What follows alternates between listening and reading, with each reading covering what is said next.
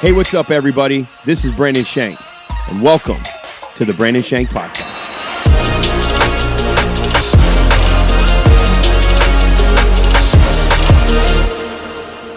Hey, what's up, everybody? Welcome to the Brandon Shank Podcast. You already know what time it is. Let's say it together. It's cookie day. Even though there aren't any cookies out there yet, but we know they're coming. We have faith. And, I was going to rock this sweatshirt. Got to represent my pups everywhere. Hey. But it's hot. It's really hot. It's not that hot, is it? In here. So I'm going to Fresh Prince of Bel-Air. I'm going to Carlton it. Yeah, it is. During this podcast.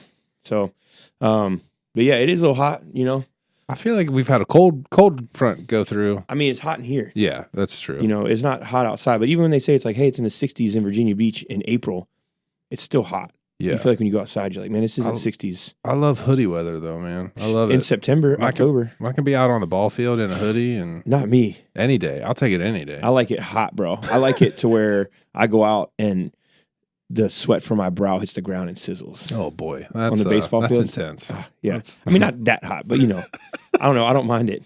Give me the thunderstorms in the water parks all day, summertime. I love it. Okay. Bring it on, man. Yeah. So this week, man, it's a good week. For anybody who does any type of, well, I'll just say this. When we first started the church, getting in front of a camera was so awkward and uncomfortable. 9 years ago, think about this. So 9 years ago, people doing stuff on Facebook Live was just kind of starting. People doing stuff in general was just kind of starting. So I remember we would do a fast, and I would get in front of a camera for like a 6:30 in the morning devotion where people could watch us. And I was so uncomfortable.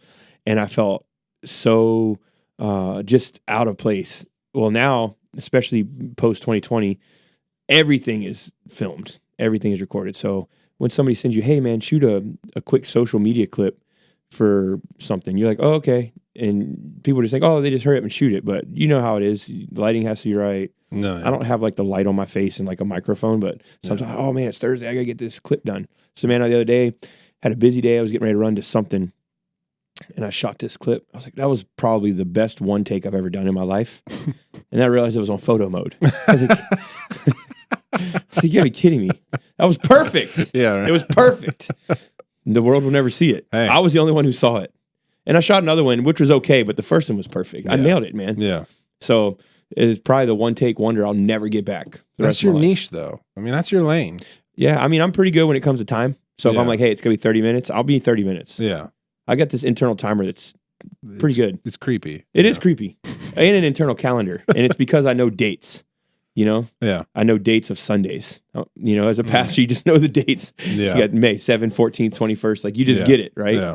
Because you know the dates. Because you're just thinking about them. I know the dates for a lot of months, So Yeah.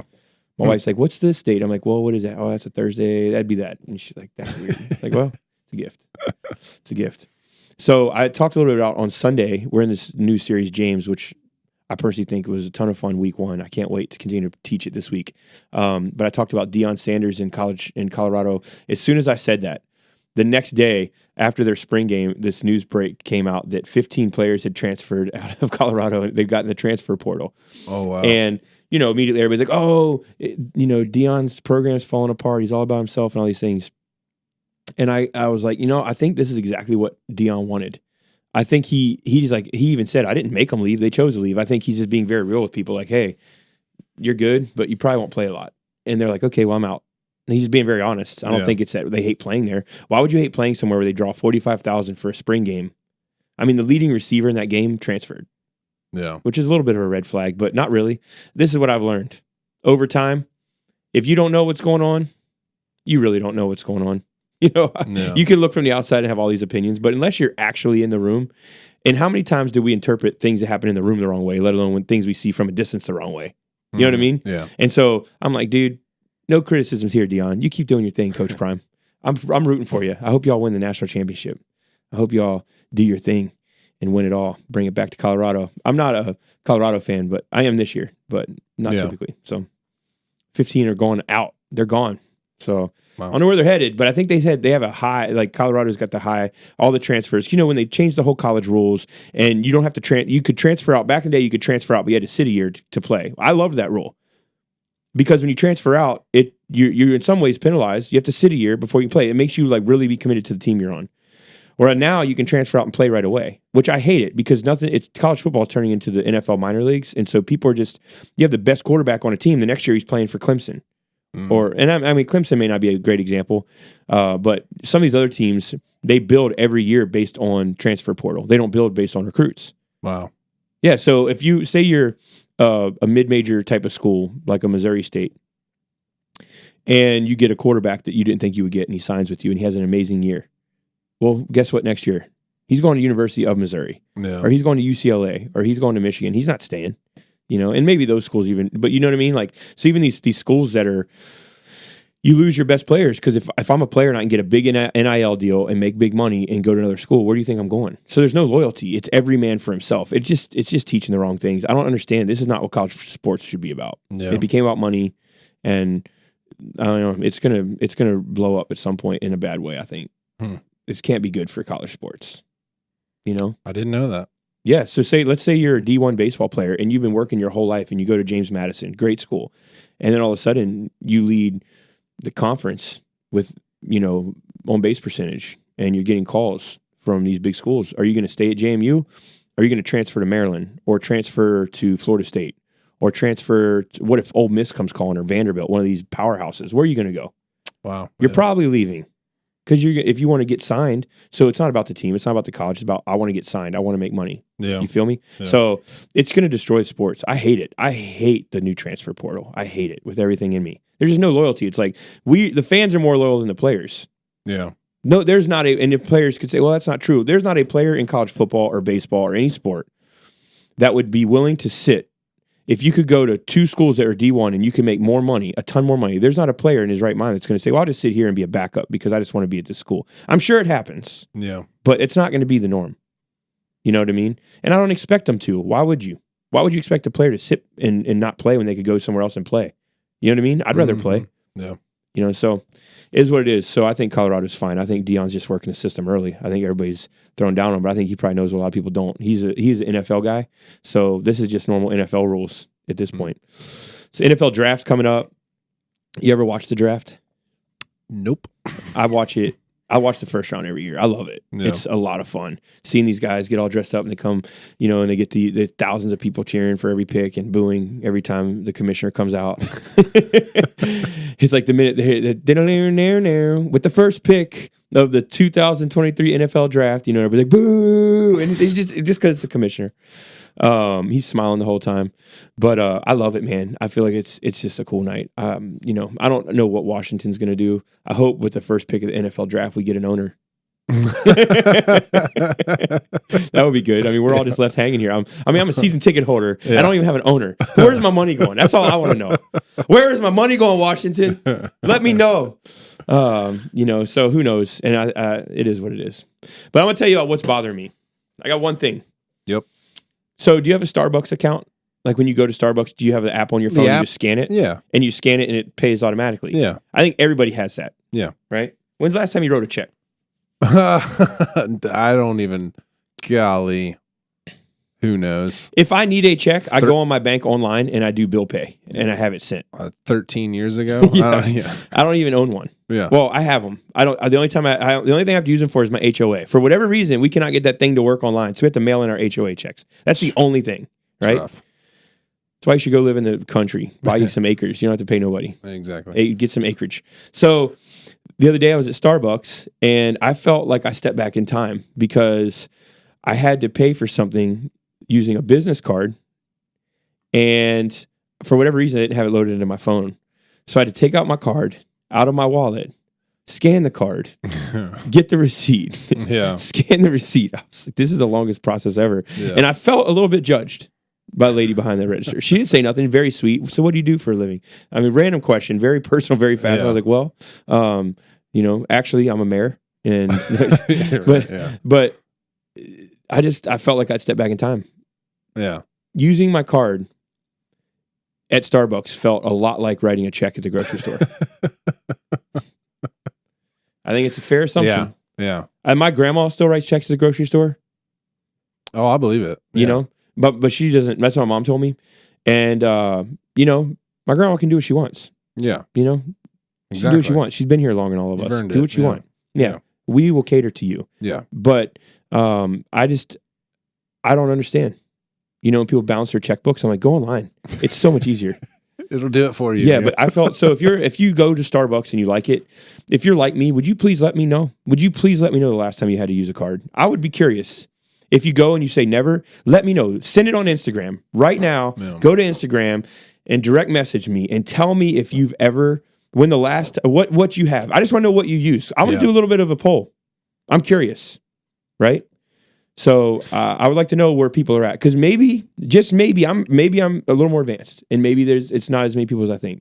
But I think I'm going to be rudely mistaken. There's a slow transition before, for sure, because in the app you get to choose what your card looks like. So it's kind of like this still like quasi kind of card still. I like it, but you can tell it's a transition to all digital. It should be. It's moving. It's better. Yeah. Life is better when we don't have to touch things. I mean, and you know, post 2020, let's be honest, it really made it to where technology that we already had that we could have done really just advanced to where now we use it more because nobody wants to touch anything. Yeah. Occasionally you'll still see somebody with a mask and gloves on in the store. Mm-hmm. And I mean, that's their thing. They want to do that. That's where they feel comfortable. Then so be it. So I think the more we go touchless, the better, you know, for them, for everybody else, for sanity. Because if you forget your wallet, you got your phone. I know people still do that. I use my phone to pay sometimes. That's cool. But it's Starbucks. Just don't forget your phone. Don't use your card because you still have to process. I felt like, you know, before 2020, that card, you just felt like I was right in it. And I still use my app. But now it's like, dude, if, you know, I felt like I was holding everybody up, you know.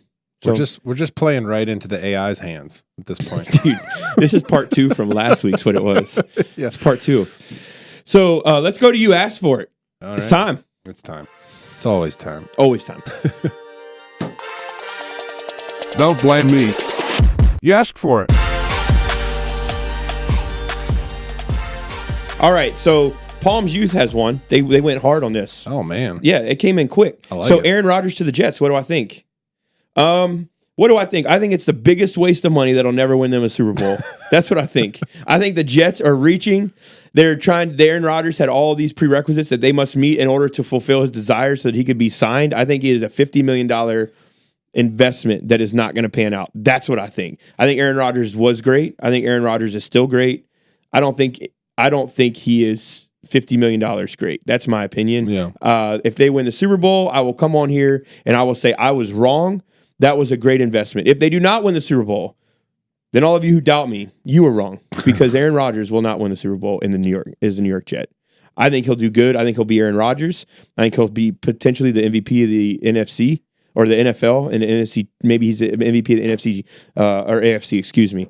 I think he might be, maybe he gets an AFC championship and wins an MVP and they get the Super Bowl. Maybe. I don't see it. I don't see how he is going to be that kind of impact. They're still the Jets. And what I mean by that is one player doesn't change a team, doesn't change a culture. Sorry, Jets fans. I love you. One of my best friends, closest friends is a Jets fan. And I know he might be listening to this. And if he is, sorry, this ain't going to fix anything. This is my opinion. I could be wrong, but I'm not. I don't think so. All right. Another person wrote, I can tell by your posture and physique that you're an incredible athlete. How did you give up playing in the pros? That must have been hard. This was written by Brandon Shunk. Yeah, exactly. I was going to say, did you Never remember heard this that question? What do you mean? You automatically assume that I wrote that. It's a great question. I mean, how many people Carlton it like this in the middle of a podcast? If you don't have the video version of this, y'all are missing out. As long as you do the dance. There we go. That's a sit-down version. Yeah, right. I'm wearing my tights today. I'm feeling good. Oh, man. I'm feeling real good. No comment. Hey, it's a little chilly out. I had to wear them. I had to rep them. Yeah. Should I show them? That's up to you, dude. I mean, there you go. There they are. It ain't all tights. They're shorts. It's just. Hey, I've got a pair. That's all right. You do? Yeah. I wear them. Yeah. They special order. All right. You know what I'm thinking. Moving on. I think it's time for final thought.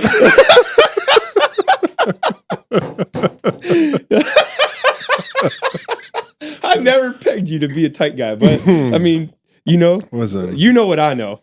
That's what I know. I do. Yeah. All right. All right. Well, Brandon Shunk, what I can tell you is it was hard giving up my pro playing days. Even though I was never approached by a scout, I knew deep down that if I went to a tryout, I would have made it. But, Lord had better plans. So here I am doing a podcast here in 757. All right. Great question by my guy, Tim Whaley, who's also a baseball coach. He asked me, one stays and one goes. I like this. Okay. Spencer Strider or Michael Harris III. Now, for all my Atlanta Braves fans out there, Spencer Strider, one of the hardest throwers in the game, great starter. He's not just a guy who comes in the 8th inning or the 9th inning and close out a game. He's a starter. He can run a little while. So when you can throw 100 and run a little while, you're special. Michael Harris III, center fielder for the Atlanta Braves, been hurt this year. Great asset. But I will tell you this. I think they're both amazing players. Hands down, Spencer Strider. That's who stays, and I'll tell you why. Pitching always wins. Yeah. Pitching always wins. Is it easy to find a Michael Harris III? No, it's not. But it's really hard to find a Spencer Strider. Pitching always wins. I will take pitching over players any day. I have played against teams in our travel ball that they are not great teams, but they have a, quote-unquote, a singular great pitcher, and he'll shut us down for a game, and they'll win one. And the next game, we could blow their butt out. It don't matter. Yeah. You need if you have great pitching, great pitching always beats great hitting. Yeah. What are your thoughts? I would agree. agree with that? I don't even know what you're talking about. I agree. That's the beauty about Corey. Yeah. There are topics we cover. He has no idea, and he still has an educated opinion. Yep. Educated is the key word. Because you're sitting here completely abstract saying, great pitching beats great hitting. Absolutely. We all know that. Yeah. That's why the pitchers make the money. Yeah. I don't follow a whole lot of sports. I mean, I watch it, but I played sports. And so, pitching beats it. Yeah. Well, this one's for you. All right. Okay. So we're going to end the news here. Okay. This one's for you, though. All right. All right. And when I read this article, I saved it and I said, I have to cover this because I know this is going to be one that it might change the trajectory of what we do from here on out. Oh, gosh. Forever. Okay. Because I think this is something that you've been onto. Okay. In the 10 years that I've known you, 12 years, 11 years. Yeah. In 11 years that I've known you, this is something that I think you have a strong opinion on. Okay. Okay? Okay. This is a big setup. It's really big because I think it could be one of the core values of your life. Okay. All right. All right. If not, I need you to put me out here on this podcast. Okay. Call me out because this could make for interesting television. Oh, okay. Newly released UFO video was broken down frame by frame by a Pentagon official. And he said, this is truly anomalous. I don't know if that's the right word. Anomalous. ANOMALOUS. It's a weird word. I don't know how to say it. Yeah. But they're saying they're finally identified. They have come out and said the United States government is now saying for the first time in this thing, they're tracing it that they think there could be UFO activity. Oh, yeah. Now they are admitting it, and now there's pilots coming out saying that when they flew for the U.S. Navy or the Air Force, that they would have to document flying objects and things, and there was hundreds of these documents, sometimes a day. They would see things. Yeah. Like just these different things. So they're saying that UFO, they really believe that this could be the real deal. Now, is something that you're interested in? 110%. Yeah. I feel like this is your realm. So I'm going to give you the floor here. It is. I feel like this is really where the people need to hear your voice. Give me the floor. Oh, gosh. People need to hear your voice. I mean, what do you think about this? I don't know. I think it's interesting. I think it's cool. I don't know. Yeah. I mean, there's all sorts of implications of like the conversations of, I followed the conversations of people that, that what does that mean for my faith? And what is all, it opens the door wide for a lot of things. Yeah. That you can go down the road of, it's actually us from the future coming back to visit ourselves. Yeah. Have you ever heard that one? Yeah. That's why you have the floor because this is your sweet spot. Or there's, I'm blanking on the name right now, but everything hurts my head. There's also a theory about how these are actually like highly, highly advanced projection systems, and it's all to just fool us in some future time and date. Is that the same people that say birds are government? Birds are not what is it? Not reality or something like that. Yeah, which like because you can't understand it doesn't mean it's not real. Because they're glitching or something like that. Yeah. This is right up my alley, man. I love every bit of it. Yeah. I can see you're shaking your legs. You look excited. Yeah. You look like, wow, this could be the real deal. So let me ask you this. The faith. Yeah. How do you explain? Because for me, it's not hard to explain my faith in that, if they're there, God created them, over. Yeah. I don't care. Yeah. Like, I'm like, great. Well, they're not in the Bible. There's a lot of things that aren't in the Bible that exist that God created. Yeah. Well, not a lot of things, but you know what I'm saying? Like, people are like, what about dinosaurs? They're in there. You know, they're in there. It's in the book of Job, right? Talks about dinosaurs. My point is, extraterrestrial life is extraterrestrial to us. Yeah. But it doesn't go against... The thing is, people don't realize is science actually... The Bible doesn't need anything to support it, but the more you research science, the more it supports scriptures. Yeah. What science is factual and been proven, it supports scripture. Absolutely. Not theories, not opinions, but factually proven scientific data supports scripture. Yeah. Is that true? I'd be right in that same vein with you. I don't think it would rock my faith. I don't think it would shake my faith. I think there's a level of there's just an enormity to God that we'll never fathom on this side. And I don't know. Like, who knows, man? So what do you think about UFOs though? I mean, do you think they're real? Oh gosh. Yeah, potentially. I don't know. Like that's the thing is like, I think the reason it has captivated our attention forever is because we don't know. Like we just, there's all sorts of things. You can look it up, the Nimitz UFO, where basically you're right. Like these Navy pilots saw something, even was hovering over the water and potentially going under the water. And there's potentially something under the water and it flew in a way. And there's real footage of this thing flying in a way that doesn't make sense. And it looked like a big Tic Tac is the way they describe it. The Tic Tac. One of the things looking at a triangle. Yeah. So there's weird stuff out there, and it's not like these are like the Nimitz thing. These are reputable people. They're not like crazy people. They saw something, something's happening. Something's going on. I agree. Let me ask you this. We can't even get outside of our galaxy. We don't have the technology to get outside of our galaxy and explore. Yeah. There's billions of galaxies outside of ours. Billions. Yeah. Correct? Mm-hmm. Is there a chance this is all be just stuff that we haven't discovered? It's just reflections of other things that in our galaxies that are reflecting through the sky, and we think it's life, and it's just reflections of. I mean, we have galaxies, billions of galaxies we can't even get to because we don't even know how to get there. Yeah, this thing is so much deeper than us. I don't know. I mean, that would be behind the science of like how things are refracted through our ozone, and I don't know.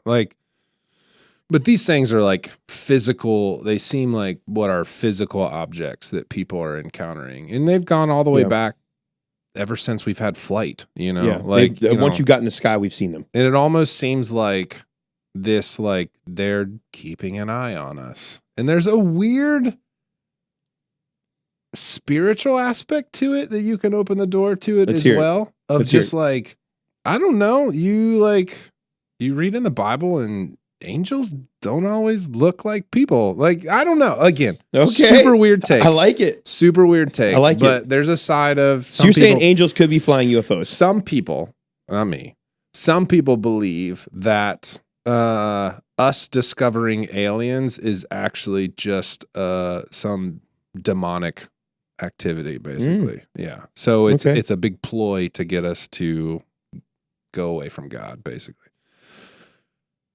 I'm just saying there's camps of people out there. I'm not saying I'm one of them. But I don't know. There's who knows? You read all sorts of things in scripture of if that happened to us today, we might call it a UFO. We might. What happened? I don't know. Goodness. What would we think? I'm trying to think of one specifically. Rapture? Well, Rapture's a pretty big one. Yeah, I don't know if you call that one anything. But there's these if you've ever looked up realistic depictions of how angels are described biblically. Okay. They're creepy looking. They're weird looking. They got multiple sets of things. It's odd. Read Revelations. Yeah, believe me. Really, I've ripped apart some of the scriptures, and the more you rip them apart, it's hard to put a picture to it. Yeah. I get it. Yeah. Well, this is what I would say. And I think it's a great point, first of all. So thank you for your expertise. I will say this. I know angels are real. I know demons are real. Yeah. I've encountered them in people. Mm-hmm. As a pastor, people can say what they want.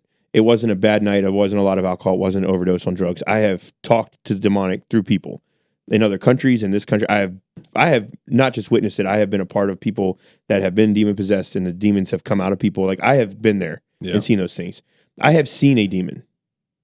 Mm-hmm. Legitimate. Yeah. I have seen one. I know people that have. Yeah. My wife has seen one. Yeah. People say, "Oh, that was it. That dude got weird." Well, you could say it's weird. Yeah. But some of those same people believe in UFOs, and they believe in the birds are fake. You see what I'm saying? Like, but when it comes to spiritual things, we write it off like, "Oh, that's just weird." Mm-hmm. No, it's real. Yeah. So I would say this: could that be the spiritual world screwing with us? Maybe. The demons are real. Demonic activity is real. You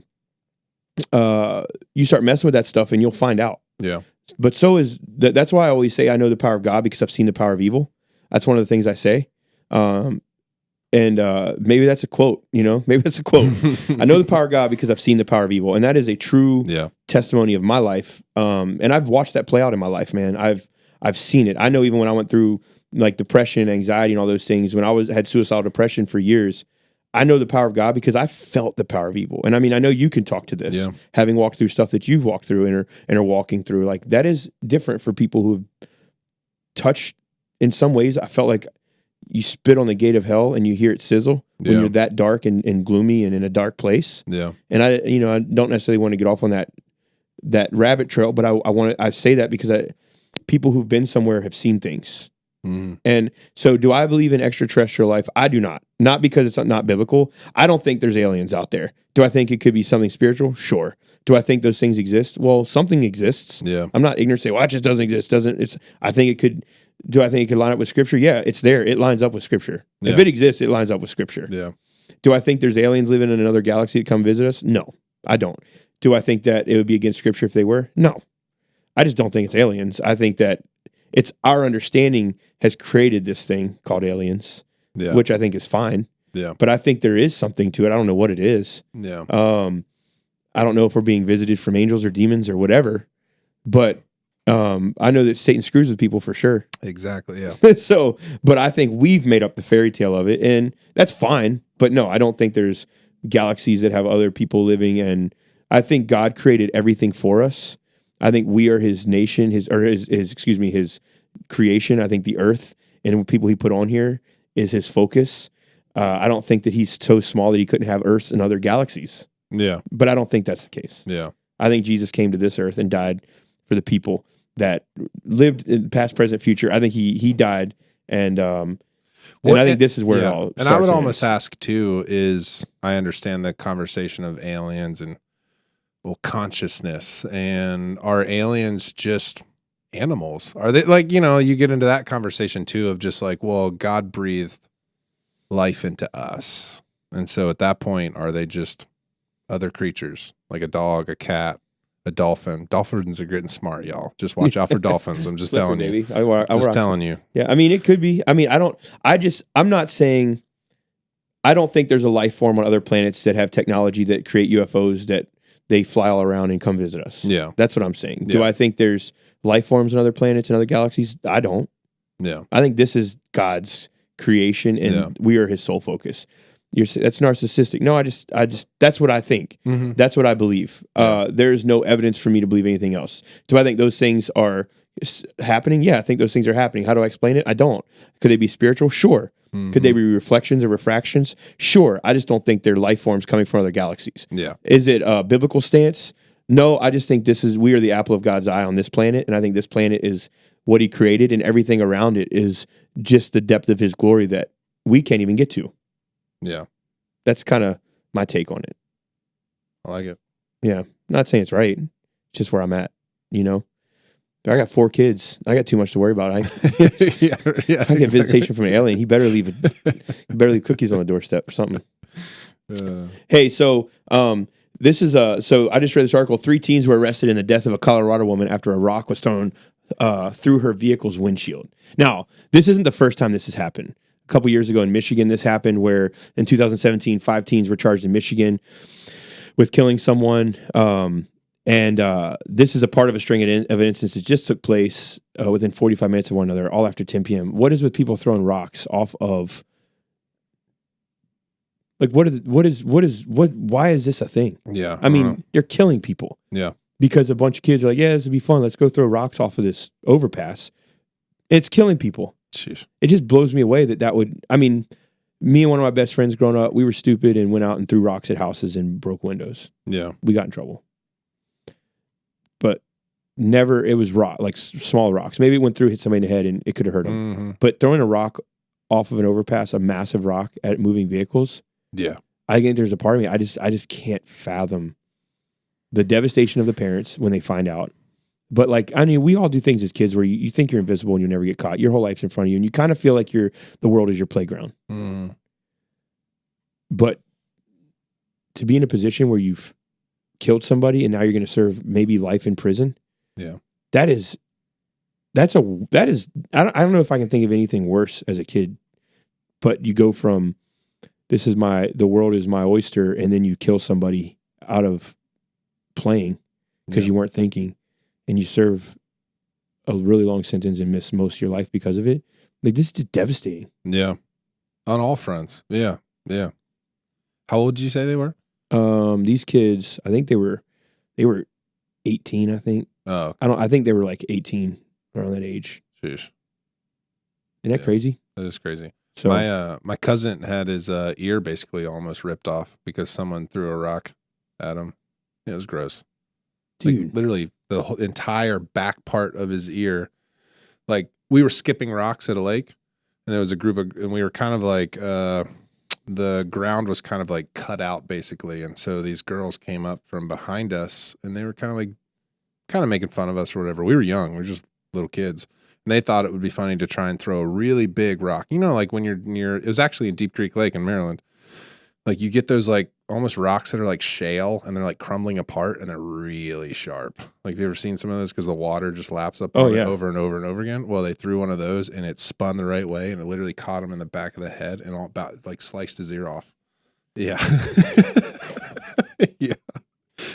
And I remember because we were staying in the week at Deep Creek Lake, and I remember he had to go to the hospital, and he came back with just like this huge bandage wrapped around his head, and they had to like sew his ear back on, his entire back part. It is like, it was only attached by the front skin, basically.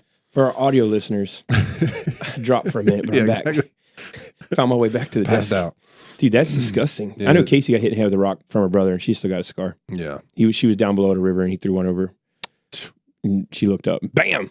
Lights out. Yeah, it's not fun. Yeah, but throwing rocks at, when you drop a massive rock off a ledge, listen, I hope those kids, I'm devastated for them, devastated for their families, but, we're all, as kids, we all think, well, we're invisible. We'll do what we need to do, but man. So I have an encouragement for those of you who don't like to do yard work. Do you like to mow grass? I don't mind it. I would prefer, like, back in the days when I had enough land to, like, have a riding mower. I'd absolutely prefer that. Put music on, just kind of chill. Just disappear for a couple hours. Well, I hate it.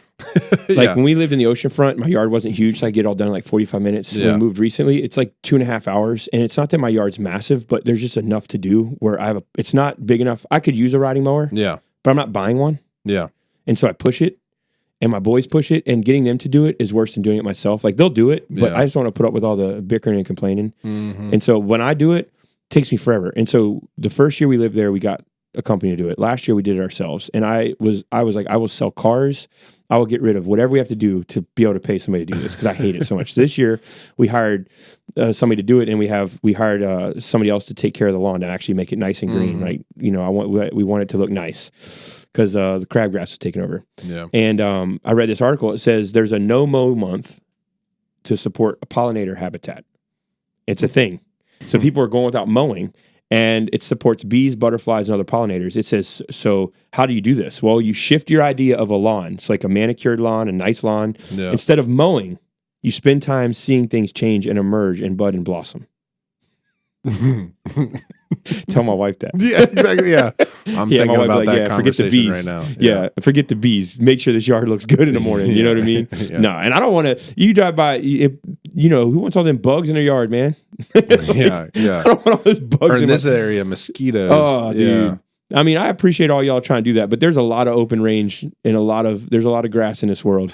My grass will be mowed. My grass will not be a pollinator habitat. So I'm not against it, but the Shunk estate will not be participating in the no mow month. Have you ever researched how like lawns became a thing?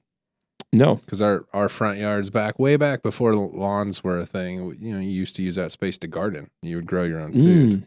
And it just became a thing by these massive companies to push, well, you need grass in your yard and you need to, because they wanted produce to go to these bigger places.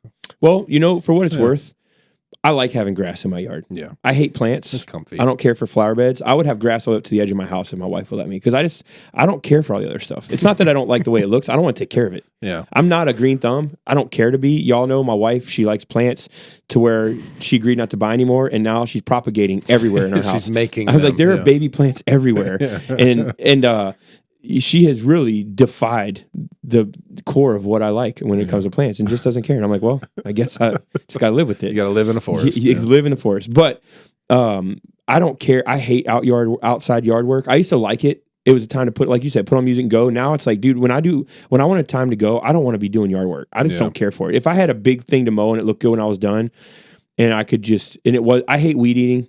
Like, that gets annoying. You know what I mean? So if I'm just sitting on a tractor and going, I don't mind that, but I don't want to do it. I just don't want to do it. So I don't care for yard work at all. Will I do it? I've done it my whole life, but this year we took care of it. I don't want to ever have to go back to doing it. That's just my thing. I think I'm at the point in my life too with kids and all the stuff that's got going on. It's honestly, there's not room to go do it. And it's like a pain. You have to think, I gotta mow, I gotta find time to do this. Whereas before you're like, Mondays are my day off. I go out and take care of it. It was kind of relaxing.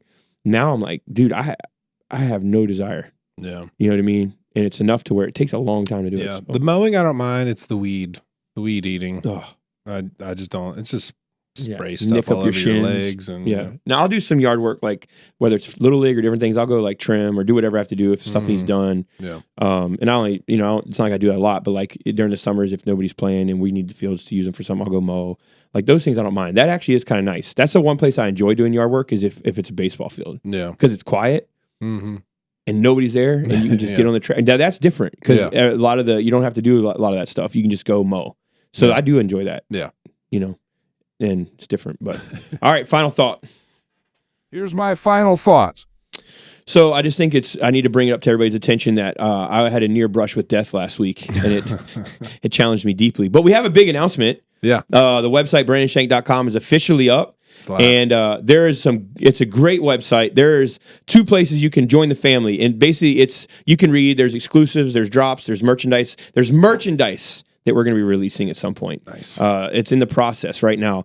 But go on there, join the family, put your email in there, and log in, and we'll get you connected to all the great stuff. But anyway, whenever we have these Q&As, you can also go to the website, brandonshank.com. You can always contact us. There's a form on there. You can let us know the question as well as all of our social. But last week we were at the oceanfront. We were on this parking garage, and there was probably about a 2.5 foot ledge, and they're like, "You are right to sit on that?" I'm like, "Yeah." So I jumped up to sit on it. Like, would you stand? Do you want to stand on it? Like, yeah, I'm not scared of heights. So, but I stood on it. Yeah. And when I stood up, my legs started shaking, and I'm thinking, "What is wrong with me?" I've never been scared of heights, but the winds were 16 to 20 mile an hour gusts, which I wasn't thinking about. I'm standing on there, and as I'm standing there, the thought hits my mind: this is the closest you've ever been to death. Yeah. If you stumble, you're dead. Mm-hmm. If you shift wrong. Or if that wind just picks up a little bit, it's over. Yep. You can't. There's nowhere to catch yourself. Yeah. It's over. Yeah. And it was an epiphany moment. And I don't know if anybody's been that close to, like, in your life, unless you've been through something really tragic. To say you were that close to death is a weird feeling. Yeah. You could be flying in airplanes. So I was close to death, but really you weren't. You know, I'm talking about standing on the ledge. It made me feel something I've never felt before in my life. And to be 40 years old, to have an emotion you never felt, it was odd. Mm. It's like, why do I feel like this? You just realize, like, you kind of shift into another dimension. Like, bro, you one step away. Like, you gotta, it was different. So I was like, y'all done? Take the picture, quick. Yeah. But anyway, excited about that. Excited about a place. Really, we built it as a place for everybody to connect. We really want to create a community within the podcast, and everybody that listens from Palms Church, and So the website really is a place to bring everybody together, to create a community. Let us know how you're doing. Let us know what you need. Let us know if there's any questions we have. Like I said, merch will be launched on there at some point. We just want to bring everybody together, keep us connected. We're here for you. We love you. We're grateful for you. Thanks for listening to the podcast. Thanks for being a part of these conversations. And hey, if there's things you want us to cover, send them in. We may cover them. You never know. If you have articles that you want us to look into, send them in. We would love to be a part of what you're a part of in your life. So let us know where you're listening from as well. Go to the website, check it out. Join the family, and we look forward to being with you. Let me pray over you. Lord, I thank you for each and every person. I thank you for their families. I thank you for every trial, and I thank you for every victory. We love you. I pray blessings upon their life. I pray that they would know that you're with them, you love them, you care for them, you never leave them. We love you, God, and we're grateful. And everybody said, amen. Hey, love y'all. See y'all next week.